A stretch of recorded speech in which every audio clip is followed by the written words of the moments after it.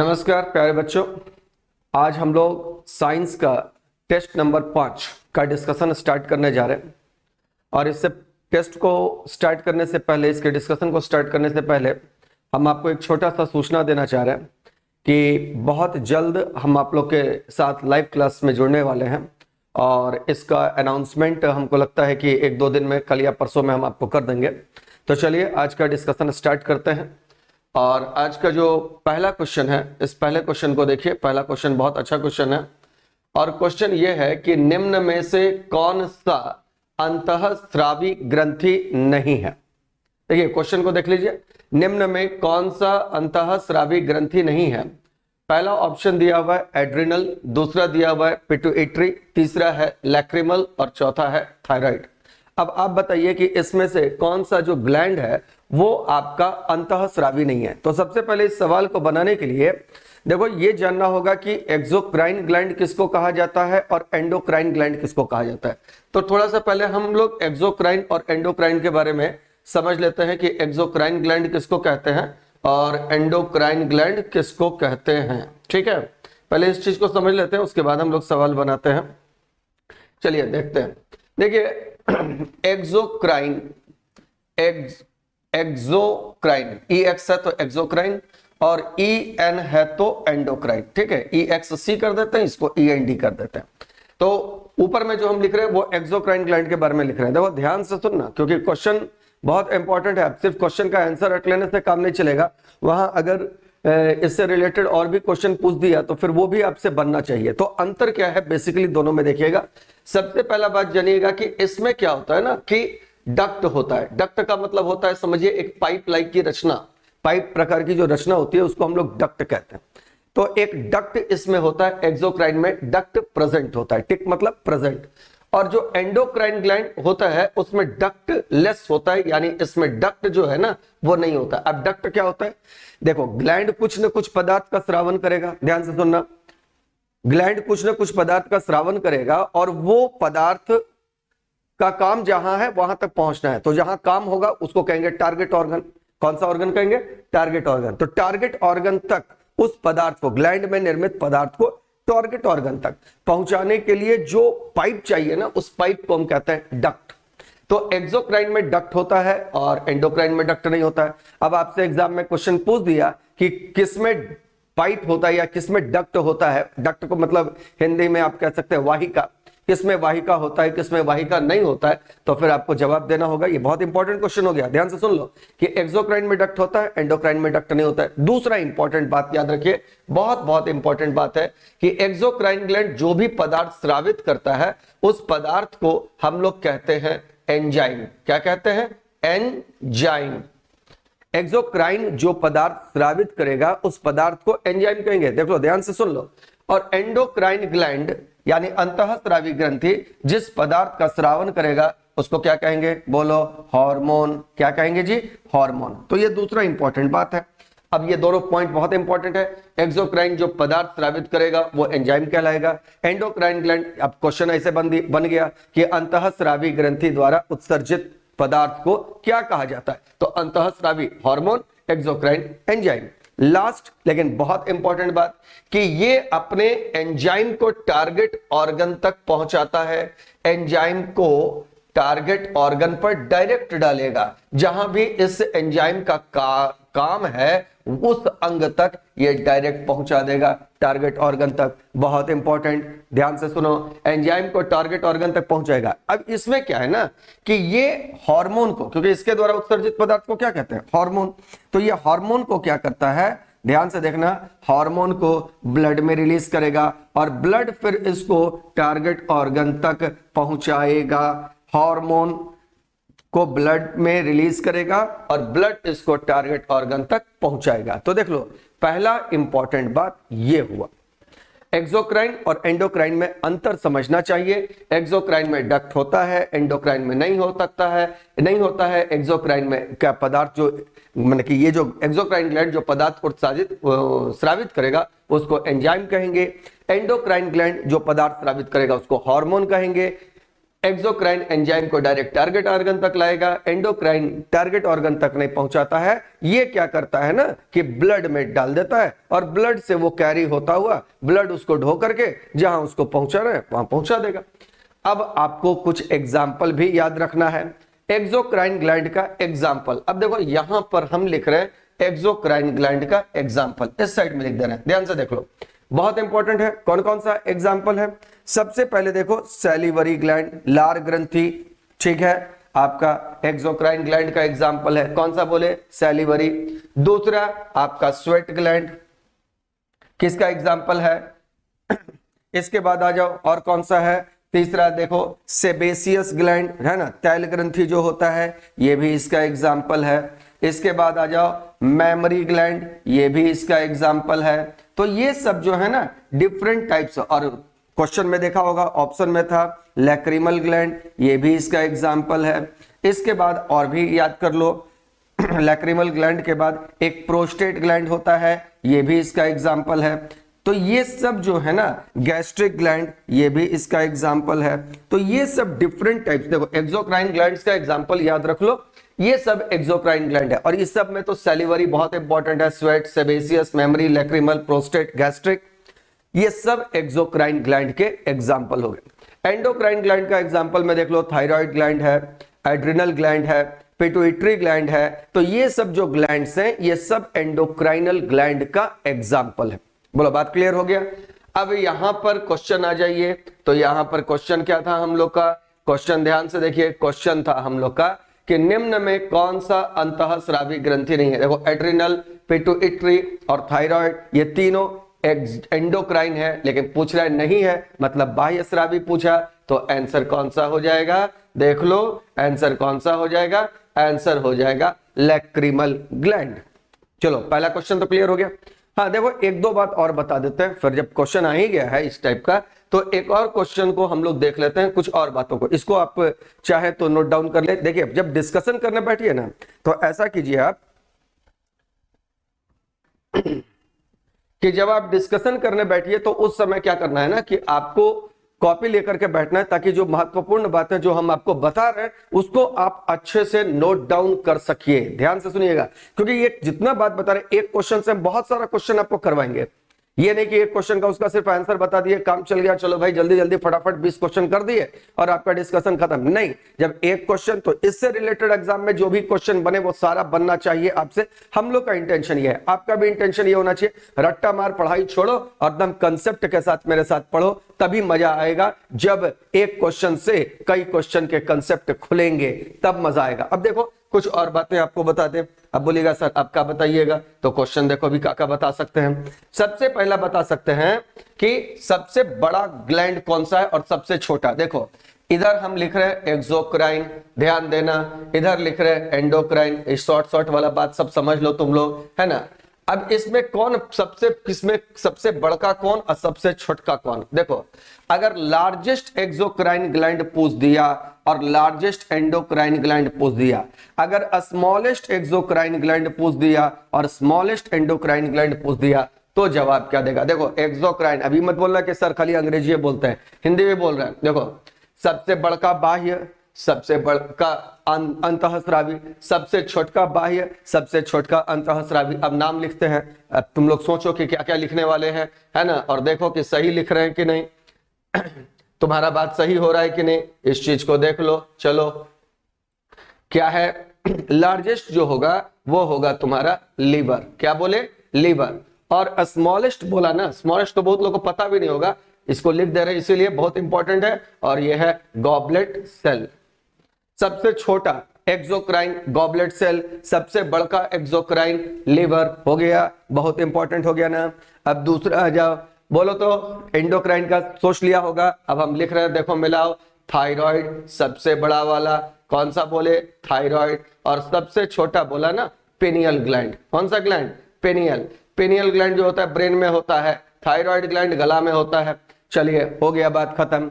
तो पहला क्वेश्चन बिल्कुल देख लो, लार्जेस्ट कौन सा है, स्मॉलेस्ट कौन सा है, भैया नोट डाउन कर लो, एग्जाम में क्वेश्चन आ गया, क्वेश्चन बनना चाहिए। अब देखो कितना सारा क्वेश्चन एक से बन गया, एक्सोक्राइन और एंडोक्राइन का कंसेप्ट आ गया आपके पास, वेरी गुड।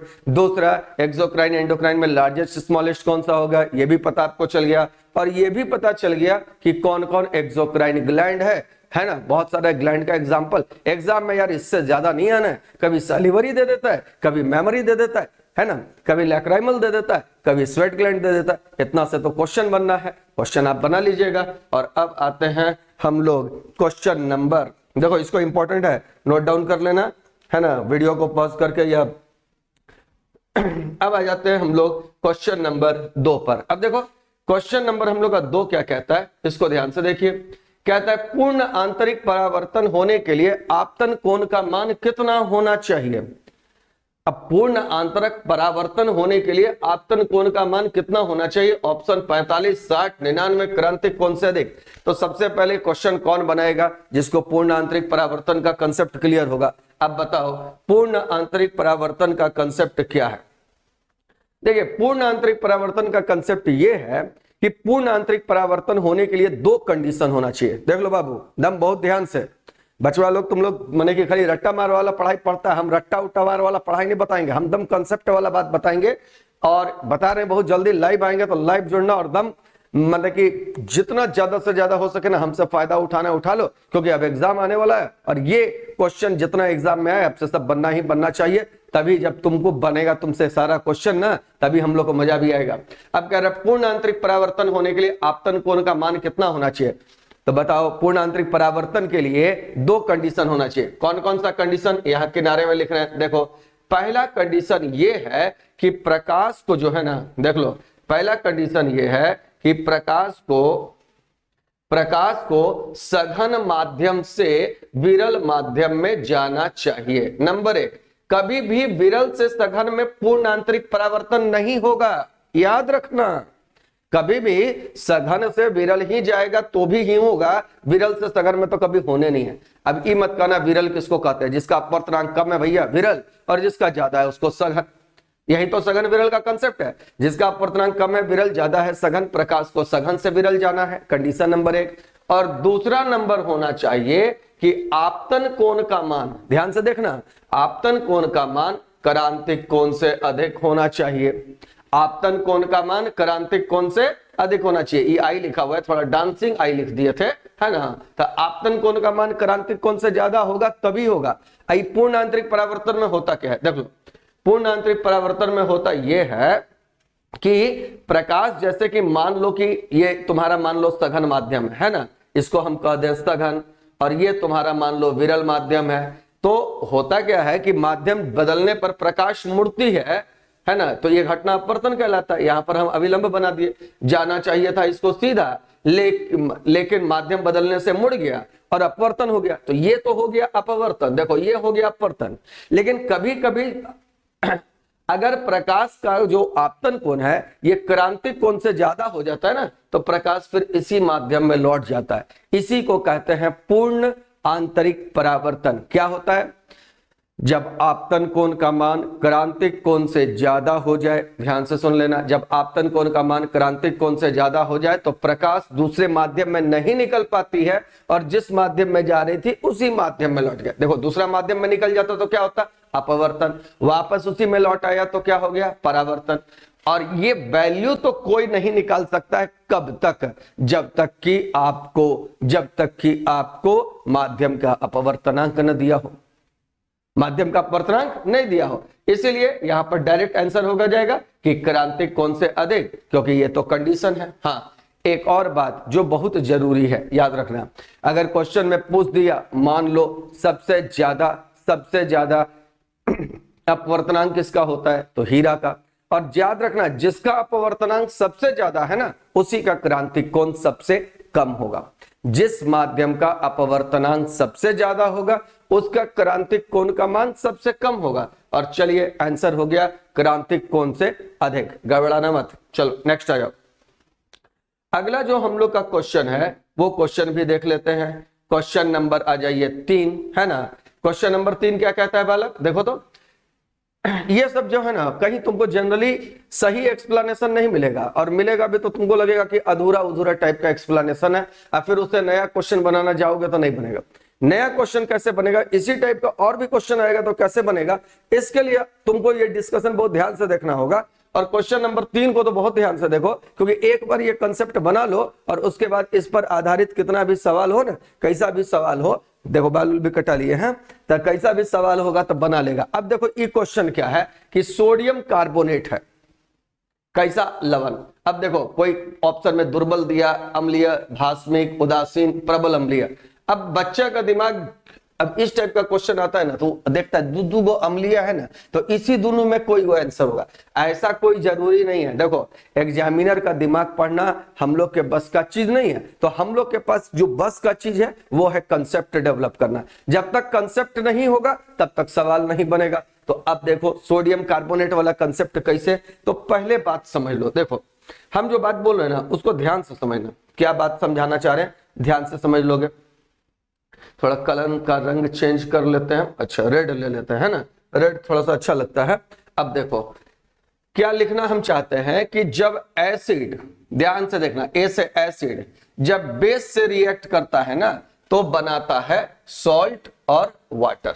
ठीक है, एसिड जब बेस के साथ रिएक्ट करता है तो सॉल्ट और वाटर बनाता है। ए से हो गया एसिड, बी से हो गया बेस, एस से हो गया सॉल्ट, डब्ल्यू से हो गया वाटर। अब मतलब तुम लोग समझते रहो, हम पूरा तो नहीं लिखेंगे लेकिन अब लिख देते हैं, छोड़ो हटाओ। ए से हो गया क्या चीज बोले, एसिड, अब बी से हो गया बेस, है ना, समझ जाएगा तो लोग इतना में।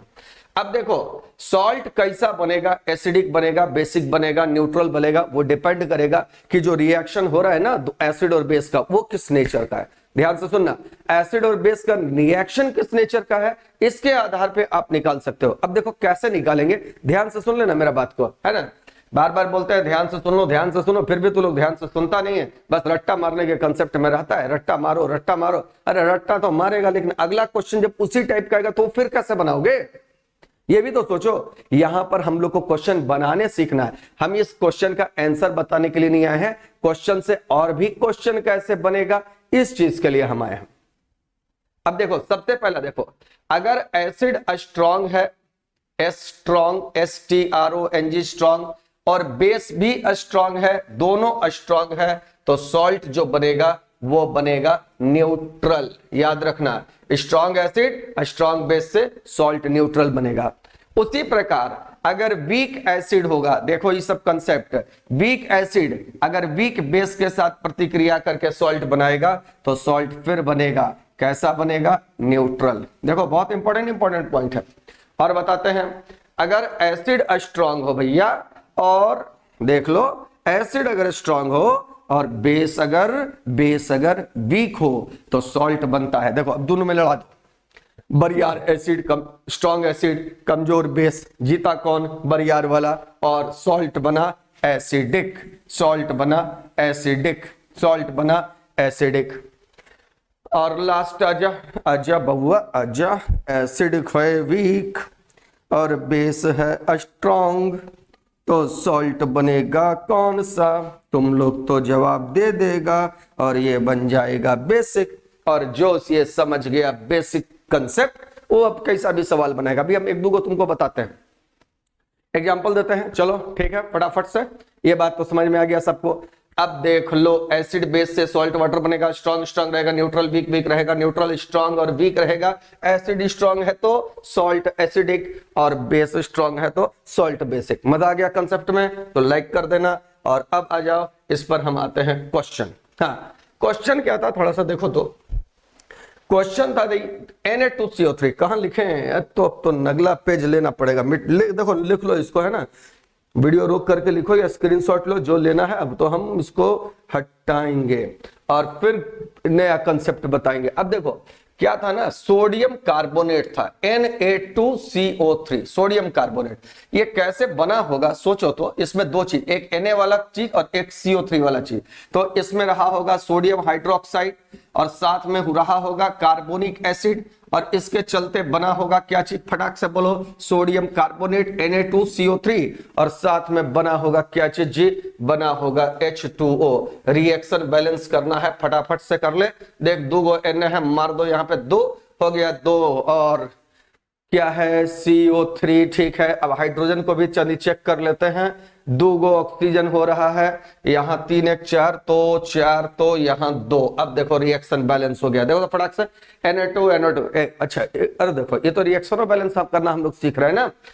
रिएक्शन कैसे बैलेंस करना सीखेंगे, इधर जितना रिएक्टेंट के साइड मतलब अभिकारक के तरफ जितने परमाणु की संख्या अलग अलग तत्व का है, उत्पाद के तरफ जितना अलग अलग तत्व का है परमाणु संख्या, दोनों तरफ परमाणुओं की संख्या समान होगी, रिएक्शन हो जाएगा बैलेंस। क्या हो जाएगा रिएक्शन बैलेंस। अब देखो 2 sodium 2 sodium, 1 carbon 1 carbon, oxygen तो सबसे पहले देख ले 3 2 5, यहां भी 3 2 5, हाइड्रोजन 2 2 4, हाइड्रोजन 2 2 4। अच्छा एक बात बता, ये एल्केली है, एल्केली ध्यान दे देखना, ये एल्केली है ना, ये एल्केली है यानी बेस है और ये एसिड है। अब बताओ तो इसमें स्ट्रांग कौन है, तुमको पता है ना कि जो क्षारीय धातु होते हैं उनके जो बेस होते हैं वो स्ट्रांग होते हैं, एल्कली मेटल्स का जो बेसिस होता है वो स्ट्रांग होता है। तो देखो ये यार तुम्हारा स्ट्रांग है, ये क्या है तुम्हारा स्ट्रांग, और ये तुम्हारा क्या है, ये तुम्हारा वीक है, ध्यान देना। तो ये अब देखो ये बेस है ना, ये स्ट्रांग बेस हुआ, देखो ये स्ट्रांग बेस हुआ और ये वीक हो गया एसिड। जब स्ट्रांग बेस और वीक एसिड लड़ा तो जीतेगा कौन, जीतेगा कौन भैया, जीतेगा बेस, और ये सॉल्ट हो जाएगा क्योंकि बेस स्ट्रांग है, ये हो गया तुम्हारा बेसिक सॉल्ट। आंसर हो गया। अब आंसर क्या, क्वेश्चन क्या था देखो तो, क्वेश्चन क्या था, क्वेश्चन था कि सोडियम कार्बोनेट है, देखो ऑप्शन में क्या है, ऑप्शन में है भास्मिक लवण, और ये हो गया तुम्हारा, ये हो गया तुम्हारा भास्मिक लवण। आंसर आंसर हो गया ऑप्शन नंबर बी। लेकिन अब मान लो अब एक और क्वेश्चन हम पूछते हैं, ठीक है, तुम लोग से एक और क्वेश्चन हम पूछते हैं। क्या क्वेश्चन पूछते हैं, देखो अब पहले इसको मिटाते हैं तब ना क्वेश्चन पूछेंगे। अब क्वेश्चन क्या पूछ रहे हैं ध्यान से देखना, कि अगर तुमसे पूछ दिया कि बताओ, अब तुम लोग बताएगा कि कॉपर सल्फेट एसिडिक है कि बेसिक है, ये क्वेश्चन पूछ दिया कोई तुमसे कि कॉपर सल्फेट एसिडिक है कि बेसिक है, तो इसका जवाब कैसे देखो। अब देखो इसमें 2 चीज रहा होगा, एक रहा होगा कॉपर हाइड्रोक्साइड CuOH2 और एक रहा होगा, इतना तो दिमाग जरूर तुम लोग का काम करता है, और SO4, इसका मतलब एक रहा होगा सल्फ्यूरिक एसिड H2SO4 है ना, H2SO4। ये तो सब जानता है कि सल्फ्यूरिक एसिड स्ट्रांग होता है, ये क्या होता है जी स्ट्रांग, तो एसिड हो गया यहाँ स्ट्रांग है ना, स्ट्रांग हो गया एसिड, और ये हो गया तुम्हारा क्या चीज, ये हो गया तुम्हारा वीक बेस। क्या जी, ये हो गया वीक बेस। जब ये स्ट्रांग एसिड है ये वीक बेस है, तो आंसर इसका हो जाएगा, इसका आंसर हो जाएगा, इसका आंसर हो जाएगा। तुम लोग तो सोच ही लिया होगा कि सर अब तो हम लोग बना ही लेंगे, आंसर हो गया एसिडिक सॉल्ट। चल और क्वेश्चन पूछते हैं, और पूछें, चलो पूछते हैं, चिंता नहीं कर, क्वेश्चन तो तू ही लोग बनाएगा। सोडियम क्लोराइड बोल तो बउआ ये कैसा है, एसिडिक है कि बेसिक है, बताओ एसिडिक है कि बेसिक है, बताओ तो कौन चीज से बना होगा रे, ये बना होगा NaOH से है ना, और क्या होगा HCl। चलो, और ये तो दोनों स्ट्रांग है, ये भी स्ट्रांग है और ये भी स्ट्रांग है, स्ट्रांग स्ट्रांग लड़ेगा, दोनों एक दूसरे को मार के गिरा देगा, कोई नहीं जीता।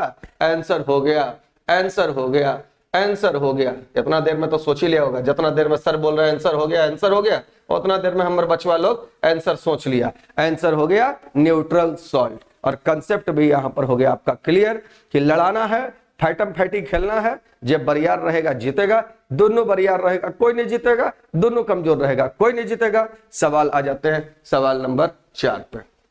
चलो आते हैं हम लोग सवाल नंबर 4 नंबर सवाल क्या कहता है देख लो, निम्न में क्या जाइलम में नहीं पाया जाता है, निम्न में क्या जाइलम में नहीं पाया जाता है, बताओ तो जाइलम में क्या है। अब ये बनाएगा कौन, जो ये जानेगा ना कि जाइलम में क्या क्या पाया जाता है और फ्लोएम में क्या क्या पाया जाता है। देखो जितना चीज यहाँ दिया हुआ है ना, ये सब आपके संवहन उत्तक के बारे में दिया हुआ है। सबसे पहले देखो 2 बात बताते हैं है ना, क्वेश्चन तो देख लिया क्या जाइलम में नहीं पाया जाता है। अब आंसर अगर बोलेगा कि सर डायरेक्ट आंसर है बता दीजिए, तो ले भैया आंसर बता देते हैं। आंसर रटना है तो जाइलम ट्यूब, सीव ट्यूब हो गया, चालनी कोशिका या चालनी नलिका, आंसर हो गया।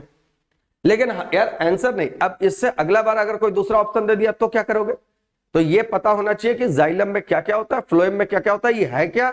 और एक तो बहुत इंपॉर्टेंट बात, कि इसमें कौन सा सेल जिंदा और कौन सा सेल मरल, क्वेश्चन तो यहां से भी आता है। अभी एग्जाम होते रहता है, इस सब टाइप का आप लोग क्वेश्चन देखते रहते हैं, तब वहां बोलिए कि सर अब एगो तो बता दिए, अगला वाला कैसे होगा। तो देखो अब कैसे होगा, यहाँ पर देख लो ध्यान से। देखो सबसे पहला जानो कि तुम्हारे जो प्लांट्स हैं उसमें दो कॉम्प्लेक्स टिश्यू है। कॉम्प्लेक्स का मतलब होता है जटिल उत्तक। देख भैया, अंग्रेजी लिखना हमको ज्यादा आसान लगता है, हिंदी में होता जाता है हमसे स्पेलिंग में गड़बड़। तो तुम लोग हिंदी और अंग्रेजी का स्पेलिंग, हिंदी का कम से कम स्पेलिंग गड़बड़ हो जाएगा ना, वो हमको माफ कर देना, हमको उतना बढ़िया हिंदी नहीं आता है लिखने के लिए। तो कॉम्प्लेक्स टिश्यू जटिल उत्तक जो होता है, ये किसको कहेंगे? जो उत्तक दो या दो से अधिक प्रकार के कोशिका से बना हो, मेड अप ऑफ टू और more than two types of cell. Two cell नहीं बोल रहे, टू टाइप्स ऑफ सेल। दो या दो से अधिक प्रकार के कोशिका से बना है, उनको कहते हैं कॉम्प्लेक्स टिश्यू। और प्लांट में जटिल उत्तक होते हैं दो, एक होता है तुम्हारा जाइलम, है ना, इसी जाइलम को लकड़ी कहा जाता है, और ये काम करता है पानी उनी वहन करने का, है ना, खनिज और लवण वहन करने का। और दूसरा होता है फ्लोएम, है ना, फ्लोएम। अब देखो इसमें कौन कौन सा होता है और इसमें कौन कौन सा सेल होता है, मतलब ये भी चार प्रकार के सेल इसमें भी होता है, याद रखना। और फ्लोएम में भी चार प्रकार का सेल होता है। कौन कौन सा होता है ये देख लो। सबसे पहला इसमें होता है जाइलम वेसल, पहला नंबर जो होता है इसमें जाइलम वेसल होता है। दूसरा जो होता है इसमें होता है जाइलम ट्रैकिड्स, दूसरा होता है इसमें जाइलम ट्रैकिड्स, ठीक है। तीसरा इसमें होता है, याद रखना, जाइलम फाइबर, जाइलम फाइबर कहो या तंतु कहो। और चौथा जो होता है ये होता है जाइलम पैरेनकाइमा। तो ये याद रखो, ये चार प्रकार के तुमको पाए जाएंगे। कौन कौन सा बोलो तो बताओ? Xylem vessel, xylem tracheid, xylem fibre, xylem parenchyma. इसमें एक बात और याद रखना, नाम तो पक्का रट जा, नाम तो रटने हैं, नहीं रटेगा काम नहीं चलेगा। और एक बात और याद रख ले, ये तीनों होता है डेड, मतलब मृत कोशिका से बना हुआ। और ये एकमात्र जो होता है ये होता है जीवित कोशिका से बना हुआ। बस ये इतना जाइलम में याद रखो। अब देखो क्वेश्चन क्या था, क्वेश्चन पे पहले आ जाते हैं। क्वेश्चन क्या था कि निम्न में क्या जाइलम में नहीं पाया जाता है? अब देखो जाइलम पैरेनकाइमा था, ट्रैकिड था, जाइलम वेसल था, आंसर हो तो ये तीनों तो था ही, आंसर हो गया सीव ट्यूब्स, ठीक है, आंसर हो गया सीव ट्यूब्स। वेसल हो गया, ट्रैकिड हो गया, फाइबर हो गया, पैरेनकाइमा हो गया। अब आ जाओ, क्वेश्चन है फ्लोएम। फ्लोएम में क्या क्या नहीं होता है इसको देख लीजिए। फ्लोएम में कौन कौन सा सेल होता है? तो सबसे पहला इसमें होता है सीव ट्यूब्स, सीव ट्यूब्स, ध्यान से देखना, पहला सीव ट्यूब्स। दूसरा इसमें जो इंपॉर्टेंट होता है वो होता है कंपेनियन सेल, जिसको सखी कोशिका भी कहा जाता है, कंपेनियन सेल। तीसरा होता है इसमें फ्लोएम फाइबर। क्या होता है? Phloem fibre. और या पैरेनकाइमा पहले लिख देते हैं, फ्लोएम पैरेनकाइमा, है ना, फ्लोएम पैरेनकाइमा। और चौथा जो होता है ना ये होता है फ्लोएम फाइबर। नाम तुम लोग लिख लेना, स्पेलिंग तो सही है लिखे हैं, खाली थोड़ा सा हैंडराइटिंग गड़बड़ है। फ्लोएम में चार प्रकार, sieve tube, companion cell, phloem parenchyma, phloem fibre. अब इसमें याद रखना ये तीनों जो है ना, ये तीनों ये होता है जीवित, लिविंग, और ये होता है तुम्हारा डेड। ये क्या होता है तुम्हारा? डेड। तो देखो इसमें तीन गो जिंदा है, एगो मरल है, इसमें तीन गो मृत कोशिका है, एगो जिंदा है। तो ये बहुत इंपॉर्टेंट क्वेश्चन बनता है कि जाइलम में कौन से मृत कोशिका है, फ्लोएम में कौन से मृत कोशिका है, वहां पर कंफ्यूजन नहीं, बिल्कुल सही सही आंसर मारेगा फटाफट। और क्वेश्चन देख लो क्या था, क्वेश्चन क्या था? क्वेश्चन था तुम्हारा कि कौन सा नहीं है। तो देखो जाइलम पैरेनकाइमा था, जाइलम ट्रैकिड था, जाइलम वेसल तो होता ही है, आंसर हो जाएगा सीव ट्यूब्स, आंसर हो गया सीव ट्यूब्स। चलो खत्म हो गया कहानी और क्वेश्चन का कंसेप्ट बन गया।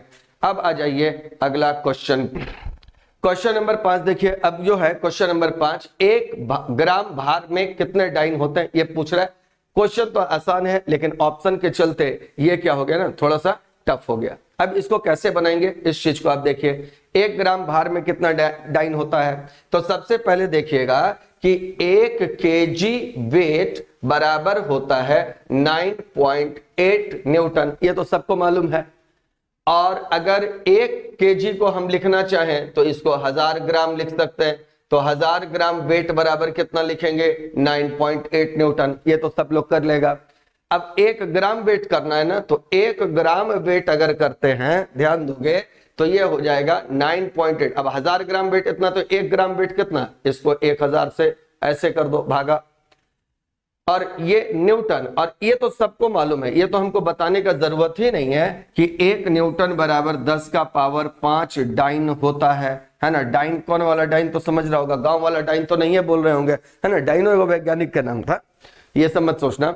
तो ये हो जाएगा क्या चीज 9.8 अब बट्टा 1000। देखो न्यूटन को डाइन में बदलने के लिए 10 का पावर 5, तो 10 का पावर 5 को क्या करते हैं ना कि ये ऐसे गुना कर देते हैं। अब देखो तो क्या क्या कटेगा, 1 2 3 1 2 3 0 0, 9.8 गुना 10 बोलो तो कितना हो गया 980।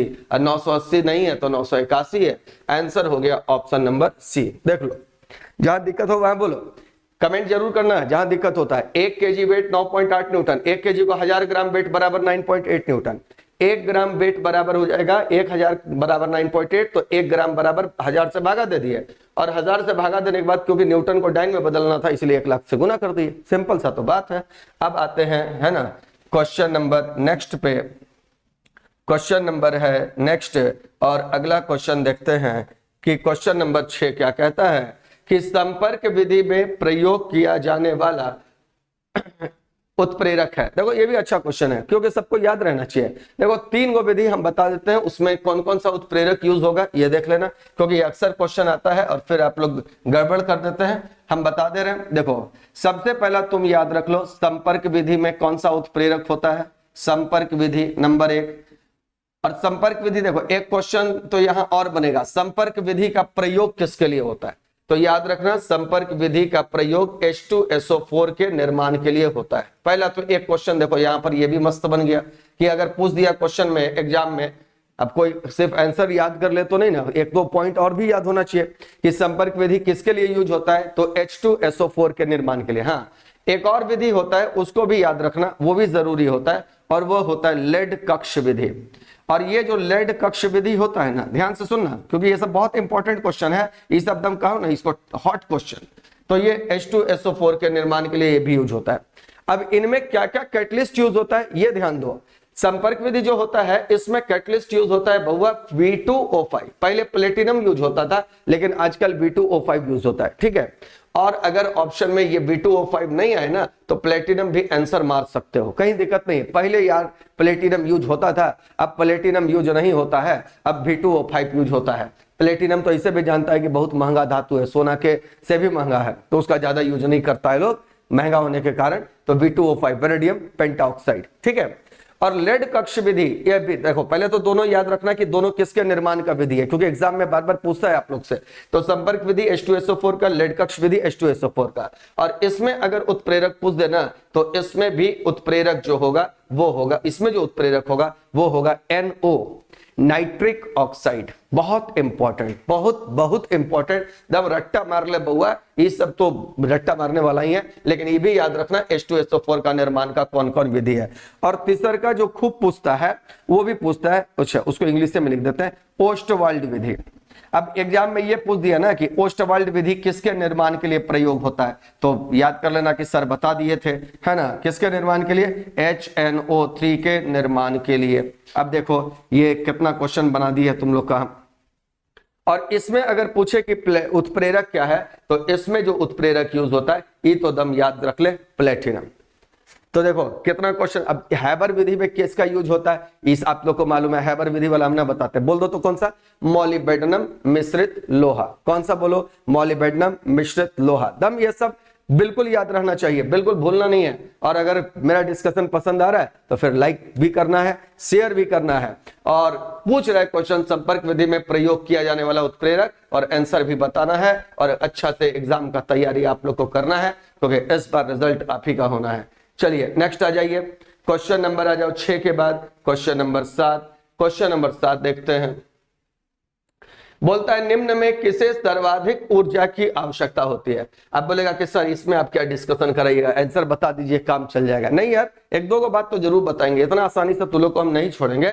बोल रहा है सर्वाधिक ऊर्जा की आवश्यकता। एक बात बताओ, एक नियम था 10% एनर्जी ट्रांसफर नियम, ये जो याद रखा ना, उसका ये सवाल बन गया कि हर जो आहार श्रृंखला होता है उसमें हर अगले श्रृंखला में जो भी आपके कंपोनेंट्स घटक होते हैं, है ना, जो भी उस लेवल पर होता है उसमें 10% ही एनर्जी का ट्रांसफर होता है। जैसे एक एग्जांपल से समझाते हैं, ध्यान से सुनना।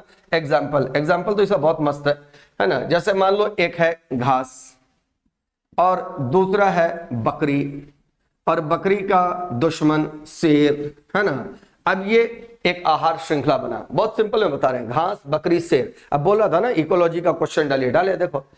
अब बनाओ, निम्न में किसमें सर्वाधिक ऊर्जा की आवश्यकता है। अब देखो, एक लिंडमैन, एक वैज्ञानिक था, नाम देख लेना, लिंडमैन, बहुत इंपॉर्टेंट नाम है, लिंडमैन, LINDEMAN,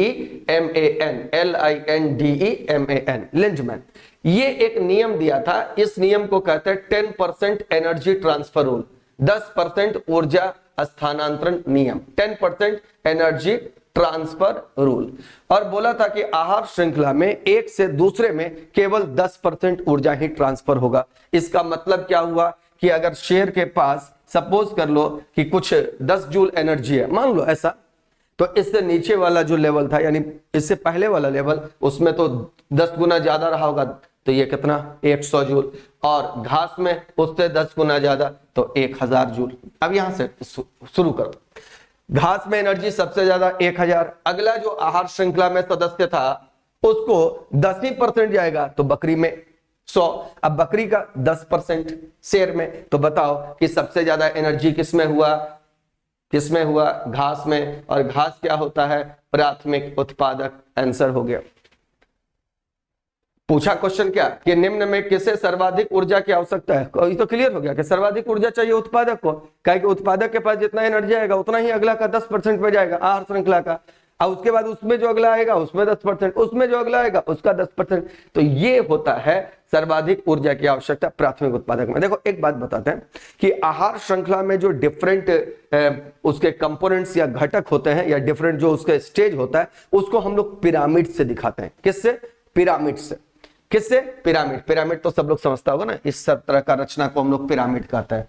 इसमें सबसे नीचे एक श्रृंखला में एक सदस्य को दिखाए, उससे ऊपर में दूसरा को, उससे ऊपर में तीसरा को। जैसे इसमें दिखाना है ना, तो घास दिखाएंगे सबसे नीचे, उसके ऊपर वाला में दिखाएंगे किसको, बकरी को, उससे ऊपर वाला में किसको दिखाएंगे, शेर को। ऐसे पिरामिड में दिखाते हैं आहार श्रृंखला के डिफरेंट सदस्यों को, ठीक है।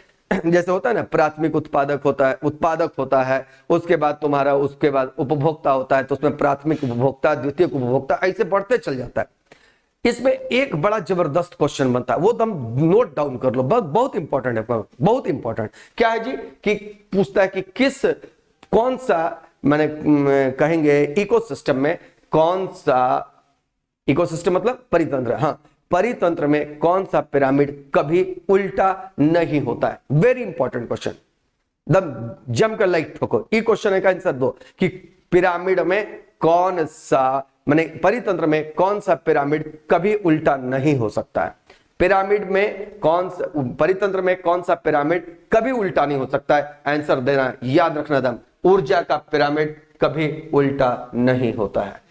पिरामिड ऑफ एनर्जी, 3 गो तो पिरामिड होता है, pyramid of biomass, pyramid of number और पिरामिड ऑफ एनर्जी। तो देखो, पिरामिड ऑफ नंबर और पिरामिड ऑफ बायोमास सीधा भी हो सकता है, उल्टा भी हो सकता है। ऐसा भी हो सकता है कि नीचे वाला ही सदस्य का संख्या कम हो और ऊपर वाला सदस्य का संख्या ज्यादा हो। जैसे तालाब में क्या होता है ना, प्रोड्यूसर जो होता है वो सबसे कम होता है, अब मछली उछली जो उपभोक्ता होता है वो सबसे ज्यादा होता है।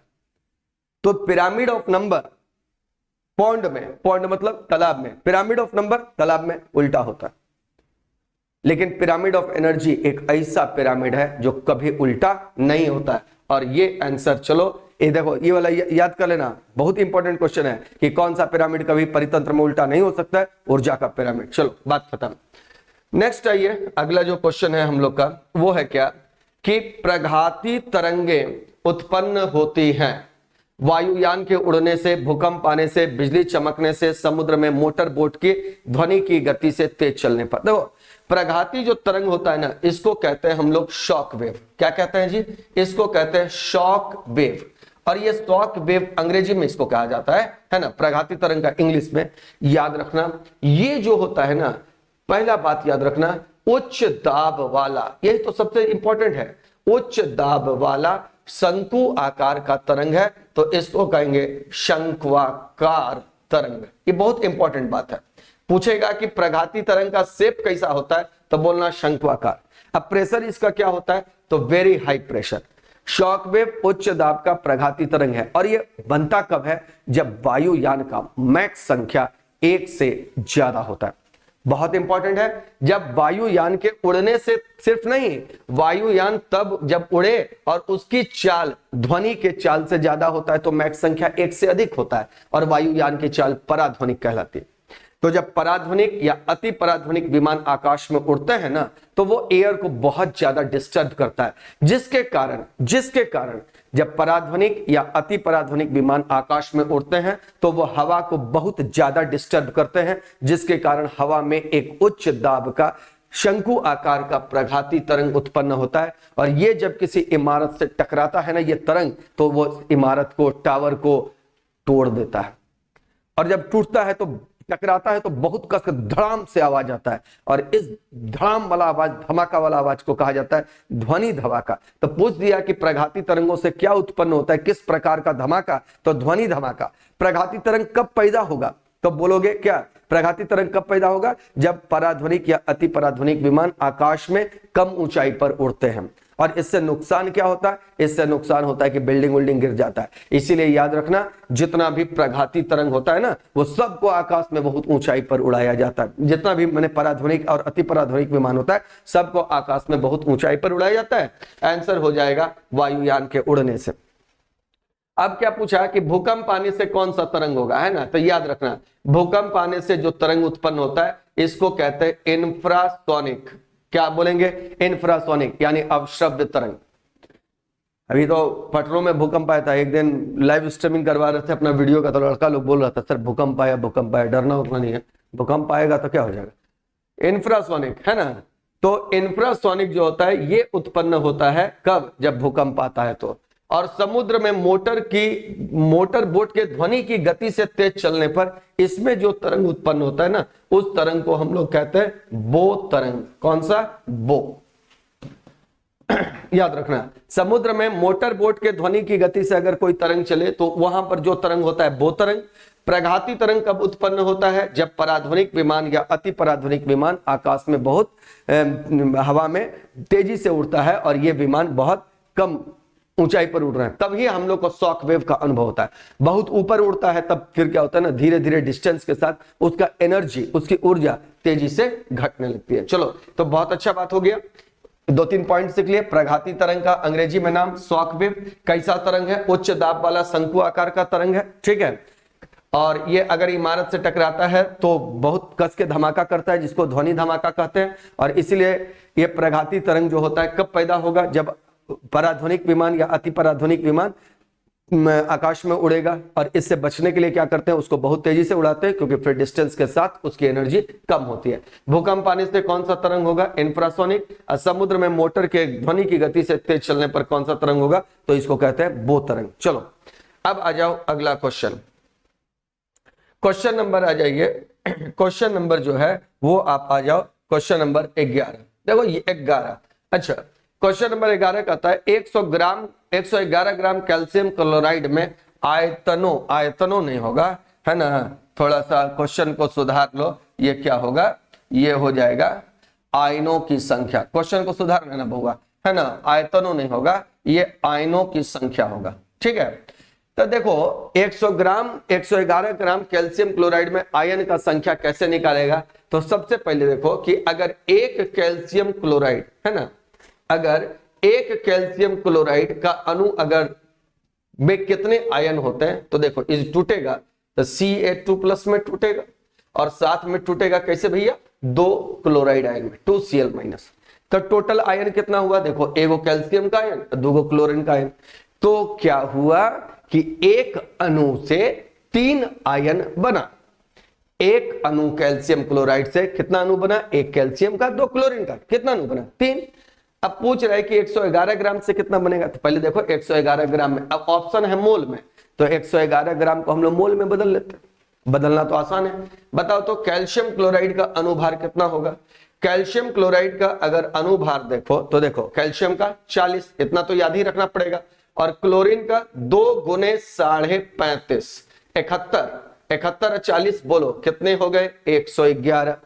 2 गुना 35.5 हो गया 111, 71 और 40 111, यहां पर 111 ग्राम भी है, तो नंबर ऑफ मोल निकाल लो। देख लो नंबर ऑफ मोल, तो नंबर ऑफ मोल के लिए पिछला क्लास में भी वीडियो में बताए थे कैसे, मात्रा ग्राम में कितना दिया हुआ है 111, अब बटा अनुभार कितना है 111, तो 111 बाई 111 कितना हो गया जी, है ना, थोड़ा सा यहां पर 111 बाई 111 कितना हो गया, ये हो गया 1। अब देखो एक अणु में 3 आयन, तो 1 मोल में 3 मोल आयन, आंसर हो जाएगा ऑप्शन नंबर सी कि 111 ग्राम कैल्शियम क्लोराइड में आयनों की संख्या कितनी, तो 3 मोल। देखो कितना सिंपल था, फिर से सुन लो, कैल्शियम क्लोराइड को क्या करना है, तोड़ना है कैल्शियम आयन क्लोराइड आयन में, कैल्शियम क्लोराइड में अनुभार निकाल लेंगे 111 आएगा, नंबर ऑफ मोल निकाल लिए 1। अच्छा, अगर आयनों की कुल संख्या को अगर नंबर में बोलता कि बता दो टोटल आयन कितना, बहुत सिंपल था, क्या करते हैं 3 गुना, ध्यान से देखना, 3 गुना 6.022 गुना 10 का पावर 23 आयन, बस इतने करते, और क्या करते, ज्यादा तो कुछ करना नहीं होता है। तो ये हो गया आपका बात, याद रखिएगा 111 ग्राम कैल्शियम क्लोराइड में आयनों की अगर संख्या बोले तो मोल में बोला तो 3 मोल, और संख्या एग्जैक्ट निकालने बोलता तो इसको नंबर 1 मोल में तो जानते ही हो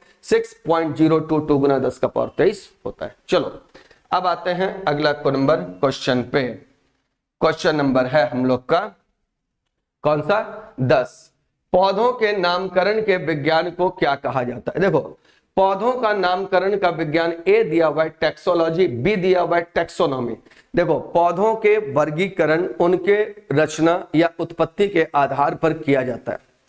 जब पौधों का वर्गीकरण उनके रचना या उत्पत्ति के आधार पर किया जाता है तो ये सारी चीजें जीव विज्ञान के जिस शाखा में किया जाता है उसी शाखा को कहा जाता है टेक्सोनॉमी। पहले इसका नाम टेक्सोलॉजी था, टेक्सोलॉजी कम नाम प्रचलित है, अब जो इसका नाम है वो है टेक्सोनॉमी, इसलिए आंसर हो गया ऑप्शन नंबर बी टेक्सोनॉमी। पहले इसको टेक्सोलॉजी भी कहा जाता था, अभी भी कभी कभी इसको देखिएगा टेक्सोलॉजी कहता है लोग, लेकिन ज्यादा प्रचलित नाम टेक्सोनॉमी है। हालांकि ऐसा ऑप्शन नहीं होना चाहिए था, लेकिन अब दे दिया है तो दे दो, उससे कोई दिक्कत नहीं है। पौधों के वर्गीकरण का विज्ञान कहलाता है टेक्सोनॉमी, और वर्गीकरण का आधार क्या, उसकी उत्पत्ति और रचना। चलो अगर पूछे डेंड्रोलॉजी क्या है तो याद रखना ये है स्टडी ऑफ वुडी प्लांट्स, है ना, यहां पे लिख देते हैं इसको, देख लो, है ना यहां पे डेंड्रोलॉजी ये बोला कि क्या है, तो आप चाहे तो नोट कर सकते हो, ये है study of woody plant, study of woody plant यानी काष्ठीय पौधों का अध्ययन विज्ञान के जिस शाखा में होता है उसको कहते हैं डेंड्रोलॉजी। बहुत इंपॉर्टेंट हो गया। और डेंड्रोक्रोनोलॉजी ये तो सबको मालूम है, पौधों में पेड़ में वलय गिन करके उसकी आयु का अध्ययन, पौधे के वलय को गिन करके उसके आयु का अध्ययन करने का जो विज्ञान होता है उसको कहते हैं डेंड्रोक्रोनोलॉजी। रिंग गिन करके पौधे के आयु को अध्ययन करने का जो विज्ञान है वो डेंड्रोक्रोनोलॉजी है। तो आंसर क्या हो गया, आंसर हो गया टेक्सोनॉमी। चलिए अब आते हैं हम लोग अगले क्वेश्चन पे। क्वेश्चन नंबर क्या है 11। क्वेश्चन नंबर 11 कहता है ए एवं बी दो तारों के द्वारा अधिकतम ऊर्जा का उत्सर्जन क्रमशः 3600 एंगस्ट्रॉम 3600 एंगस्ट्रॉम एवं 4800 एंगस्ट्रॉम पर होता है। इन तारों के परम तापमान का अनुपात क्या है। देखिए ध्यान से सुनिएगा, कह रहा है कि दो तारा है जिसमें अधिकतम उत्सर्जन का क्रमशः 3600 और 4800 एंगस्ट्रॉम पर हो रहा है, तारों के परम तापमान का अनुपात क्या है। ठीक है। एक यहां पर हम लोग नियम पढ़ लेते हैं। एक नियम आपने पढ़ा होगा, वीन का विस्थापन नियम। कौन सा नियम बोल रहे हैं? वीन का विस्थापन नियम। वीन का विस्थापन नियम क्या कहता है कि किसी भी वस्तु के द्वारा उत्सर्जित विकिरण का तरंग दैर्ध्य, ध्यान देना, किसी भी वस्तु के द्वारा उत्सर्जित विकिरण का तरंग दैर्ध्य, उत्सर्जित विकिरण का तरंग दैर्ध्य उस वस्तु के परम तापमान के व्युत्क्रमानुपाती होता है। ध्यान से देखो, उत्सर्जित विकिरण का तरंग दैर्ध्य परम तापमान के व्युत्क्रमानुपाती होता है। इसका मतलब क्या हुआ कि अगर तापमान ज्यादा है तो तरंग दैर्ध्य कम, और तापमान कम है तो तरंग दैर्ध्य ज्यादा। अब देखो, इसको आप ऐसे लिख सकते हैं, λ1 बाई λ2। अगर दो अलग अलग तापमान पर तरंग दैर्ध्य निकालना हो तो, ध्यान देना, दो अलग अलग तापमान पर तरंग दैर्ध्य निकालना हो तो λ1 बाई λ2 बराबर होगा T1 और T2 बाई T1। क्यों? क्योंकि देखो ऊपर नीचे है तो 1 वाला 1 और 2 वाला 2। बस सवाल बन गया। λ1 बाई λ2 बराबर T2 बाई T1। ये जो लॉ है ना, इस लॉ को कहते हैं वीन का विस्थापन नियम, Wien's displacement law, WIENS, Wien's displacement यानी विस्थापन नियम। और ये क्या कहता है, फिर से सुन लो, कि किसी भी वस्तु के द्वारा उत्सर्जित विकिरण का तरंग दैर्ध्य उसके परम तापमान के व्युत्क्रमानुपाती है। तो lambda directly inversely proportional to T. अब चलो इस पर हम लोग बना लेते हैं क्या चीज, सवाल। फॉर्मूला देखा, λ1 बाई λ2 बराबर T2 बाई T1। अब देखो यहां पर फॉर्मूला यूज कर लेते हैं। दो तारों के द्वारा अधिकतम उत्सर्जन इतना और इतना एंगस्ट्रॉम पर होता है, परम तापमान। तो फॉर्मूला था λ1 बाई λ2, है ना, बराबर हो जाएगा T1 by T2 by T1। Put कर दो 3600, अब बट्टा क्या 3600 और बट्टा में क्या, बट्टा में होगा 4800।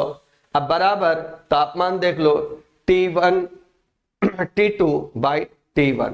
अब अनुपात देखो तो यहां पर क्या हो जाएगा, T1 बाई T2 अगर करोगे तो इतना तो समझ में आता ही होगा कि ये 3 बार में कटेगा, ये 4 बार में कटेगा। इधर इसको उल्टा किए, इधर ये उल्टा हो जाएगा और आंसर हो जाएगा 4:3। आंसर हो जाएगा ऑप्शन नंबर डी।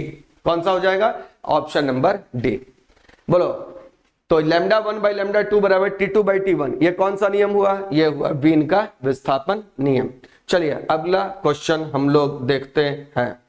अगला क्वेश्चन क्या है, ध्यान से देखो, आनुवांशिक पदार्थ की सबसे छोटी इकाई जो उत्परिवर्तन पर फेनोटाइपिक प्रभाव दर्शाता है, ये क्या कहलाता है। आनुवांशिक पदार्थ का सबसे छोटा इकाई जो उत्परिवर्तन पर, उत्परिवर्तन का मतलब होता है म्यूटेशन। अब म्यूटेशन अगर नाम है तो फिर तो उसके लिए कौन सा होगा, उसके लिए होगा आंसर हो जाएगा, कौन सा होगा, उसके लिए आंसर हो जाएगा म्यूटॉन। आनुवांशिक पदार्थ की सबसे छोटी इकाई जो उत्परिवर्तन पर फेनोटाइपिक, फेनोटाइपिक का मतलब अपना बाहरी प्रभाव दिखाए, फेनोटाइप और जीनोटाइप, जीनोटाइप होता है अनुवांशिक, अब फिनोटाइप का मतलब होता है उसका बाहरी लक्षण में अगर किसी कोई परिवर्तन होता है, उत्परिवर्तन के कारण, देखो तो उत्परिवर्तन यानी अचानक जो परिवर्तन हो तो उसको कहते हैं म्यूटॉन।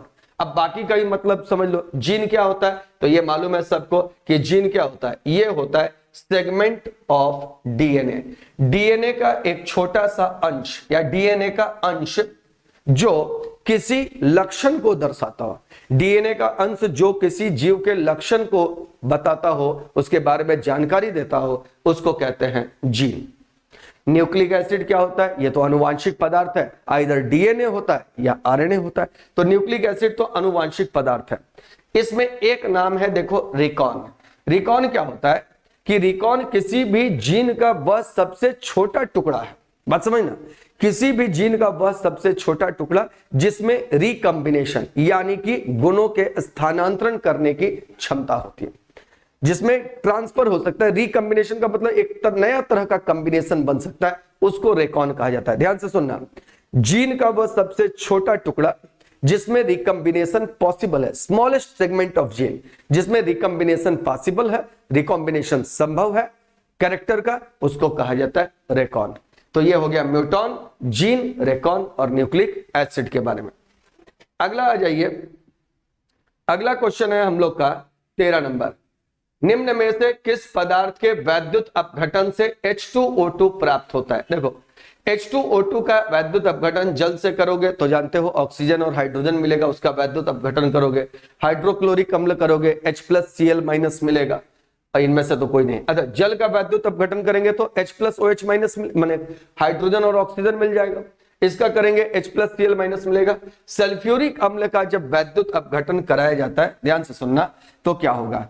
H2SO4, इसका जब वैद्युत अपघटन कराया जाता है, मान लो दो अणु H2SO4 का लिए, तो ये क्या बनाता है? ये बनाता है H2S2O8, साथ में वैद्युत अपघटन से इलेक्ट्रिसिटी पास कराते हैं, बनेगा 2H+ और साथ में देगा 2E-।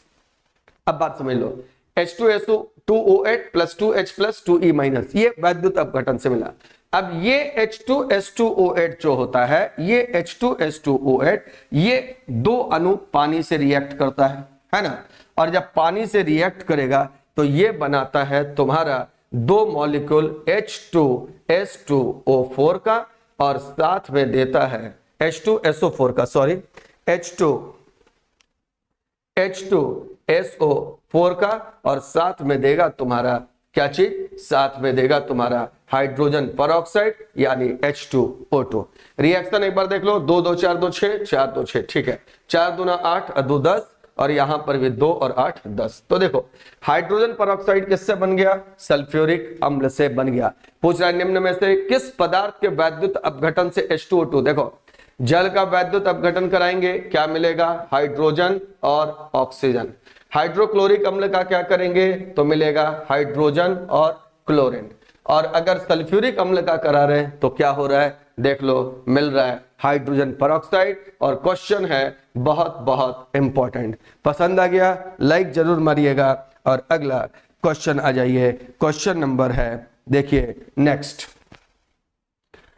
कहता है यदि किसी कण की तरंग प्रकृति को अनुभव कर पाना कठिन है तो इसका कारण क्या हो सकता है? बात समझ लो, अगर किसी कण का तरंग प्रकृति को अनुभव कर पाना कठिन है तो इसका कारण होगा। देखो एक वैज्ञानिक है डी ब्रुगली, उन्होंने बताया ना कि सब चीज का दो नेचर होता है, हर पदार्थ का दो नेचर होता है, दो प्रकृति होता है, एक कण का एक तरंग का।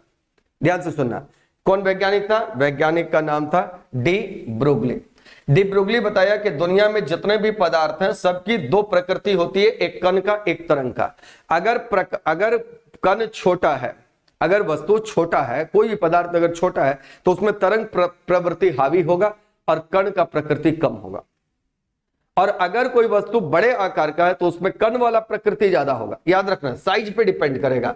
अगर साइज छोटा है, स्मॉल है, तो क्या होगा? स्मॉल है अगर साइज, तो वेव वाला प्रॉपर्टी जो होगा ना वो ज्यादा होगा और कण वाला प्रॉपर्टी होगा कम।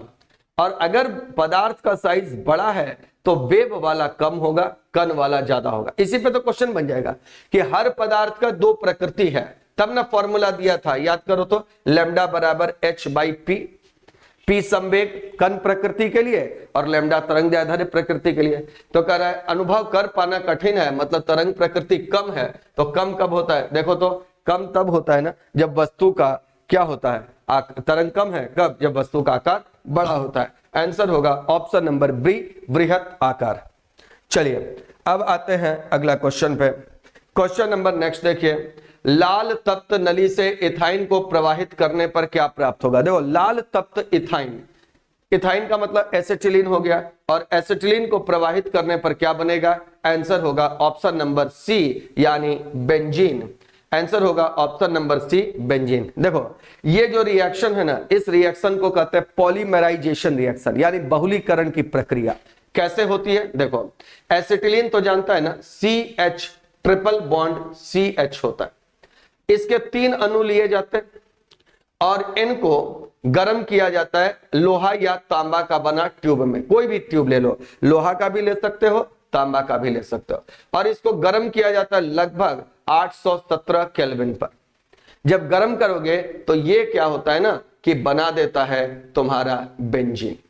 और इस रिएक्शन का नाम भैया जरूर याद रखना है ना, इसको कहते हैं पॉलीमराइजेशन यानी बहुलीकरण की प्रतिक्रिया। देखो तीन कार्बन कार्बन कार्बन कार्बन दो गो तो द्वितीय छह गो बेंजीन में होता है, हाइड्रोजन हाइड्रोजन दो गो द्वितीय छह हो गया। तब पूछ रहा है कि लाल तत्व नली में इथाइन यानी कि प्रवाहित करेंगे, एसिटिलीन प्रवाहित, इथाइन को एसिटिलीन भी कहा जाता है, तो क्या बनेगा? आंसर हो जाएगा benzene, option number C. Next आ जाइए, अगला क्वेश्चन है, क्वेश्चन नंबर है 16, पटेला में स्थित होता है। ध्यान दीजिएगा, क्वेश्चन नंबर है कि पटेला में स्थित होता है। पटेला कहां होता है बताओ तो? पैर का जो हड्डी होता है, उस पैर का हड्डी का नाम याद करो तो, जांग वाला जो हड्डी होता है उसको फेमर कहते हैं। फेमर सबसे लंबा हड्डी, सबसे मजबूत हड्डी। उसके बाद होता है घुटना का हड्डी, उसको कहते हैं पटेला। तो पटेला कहां हो गया? आंसर हो गया ऑप्शन नंबर ए। आंसर हो गया ऑप्शन नंबर ए, घुटना में। टखना जो होता है, इसका हड्डी का नाम होता है टार्सल। क्या रहता है? टार्सल। और कान का हड्डी का तो तुमको नाम मालूम ही है, इसका नाम क्या क्या होता है? इसका नाम होता है ह्यूमरस, है ना, दूसरा इनकस, और तीसरा स्टेप्स। ये कान का तीन गो हड्डी हो गया। एल्बो का कोई हड्डी का विशेष नाम नहीं है, ये वाला जो बोन होता है, ये ऊपर वाला बोन है ना, सबसे ऊपर वाला ये बोन होता है, इसका क्या नाम होता है? अच्छा, ह्यूमरस, इनकस, स्टेप्स, ये तीन नाम होता है इसमें। और यहां पर देखो कि ये जो हड्डी है वो है रेडियस और उल्ना, है ना, और ये वाला जो है वो यहाँ वाला जो हड्डी होता है ये, इसका कहा जाता है कार्पेल, ये कलाई वाला हड्डी। और यहाँ वाला जो हड्डी होता है उसको कहा जाता है मेटाकार्पेल। तो चलिए, क्वेश्चन पूछा पटेला में स्थित होता है, पटेला कहाँ स्थित होता है? आंसर हो गया ऑप्शन नंबर ए, घुटना में। नेक्स्ट आ जाइए, अगला क्वेश्चन को ध्यान से देखिए। क्वेश्चन नंबर नेक्स्ट कहता है किसी व्यक्ति का, नहीं एक मिनट, यहां पर थोड़ा सा क्वेश्चन को देख लेना, तो फिर से थोड़ा सा जो क्वेश्चन था, अच्छा कान का हड्डी वाला नाम था ना, कान का हड्डी वाला नाम में थोड़ा सा करेक्शन कर लो कि यहां पूछा कि कान वाला हड्डी, तो ह्यूमरस नहीं है, एक हड्डी है मैलियस, है ना, दूसरा हड्डी है इनकस, देख लेना भैया जो सुधार लेना, और तीसरा हड्डी है स्टेप्स। गलती हो गया, मैलियस, इनकस, स्टेप्स, ये तीन। ह्यूमरस जो है ना, ये वाला हड्डी है, ये वाला हड्डी ह्यूमरस है। यहाँ पे रेडियस और उल्ना होता है, यहाँ पे आपका कलाई में कार्पेल होता है, हथेली में मेटाकार्पेल होता है, और ये जो है ना उंगली में फेलेंजस होता है। बात समझ लो। तो मैलियस हो गया सबसे बाहर वाला, उसके बाद हो गया इनकस, उसके बाद स्टेप। सुधार लेना, थोड़ा सा गड़बड़ हुआ था वहां पे। चलिए, आप लोग सुधार लिए होंगे, समझदार बच्चे हैं आप लोग। अब आ जाइए अगला क्वेश्चन।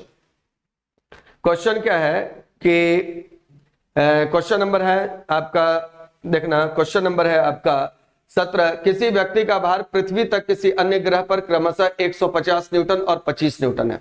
यदि पृथ्वी पर गुरुत्वीय त्वरण का मान 10 है, तो पृथ्वी तथा अन्य किसी ग्रह पर व्यक्ति होगा, यहाँ पर व्यक्ति के, सुधार लेना, यहाँ पर व्यक्ति के द्रव्यमानों का अनुपात क्या होगा? अब बताओ तो, कि ये तो पढ़ ले है सब कि पूरे ब्रह्मांड में द्रव्यमान कभी नहीं और कहीं नहीं बदलता है, तो इसको क्या बताना है? जो बनाया वो बेवकूफ, है ना। आंसर होगा 1:1।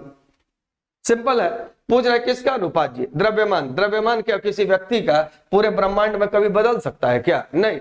अब निकालने के लिए ये जो बात दिया वो तो भार का दिया हुआ, तो भार तो जी के मान पे बदलता है, द्रव्यमान कोई थोड़ी ना बदलेगा, तो इसको तो बनाने नहीं है, खत्म हो गया। ये तो बेवकूफ बनाने का क्वेश्चन था।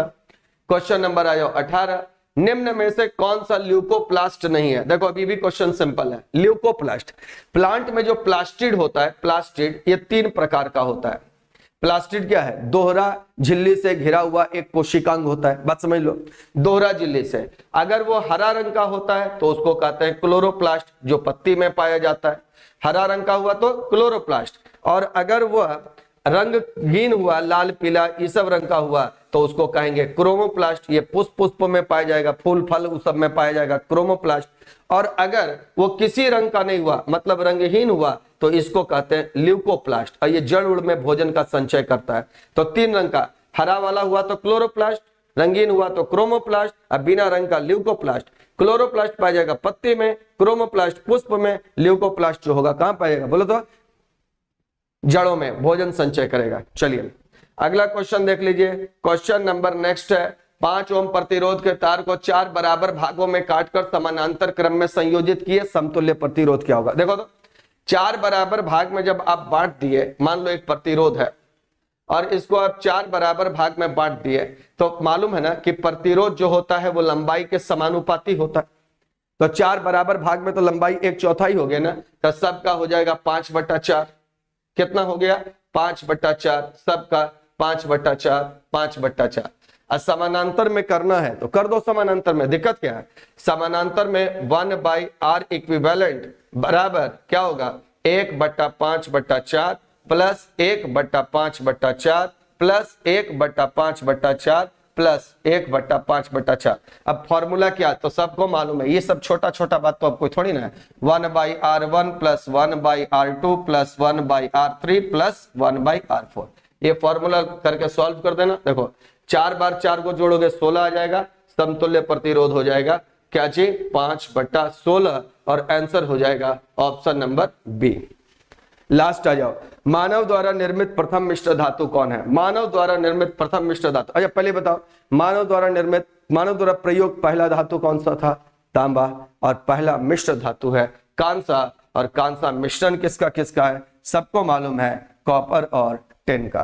किसका किसका है? कॉपर और टिन का। तो चलिए फिर मिलते हैं अगले सेट में, तब तक के लिए गुड नाइट सब लोगों को, ठीक है।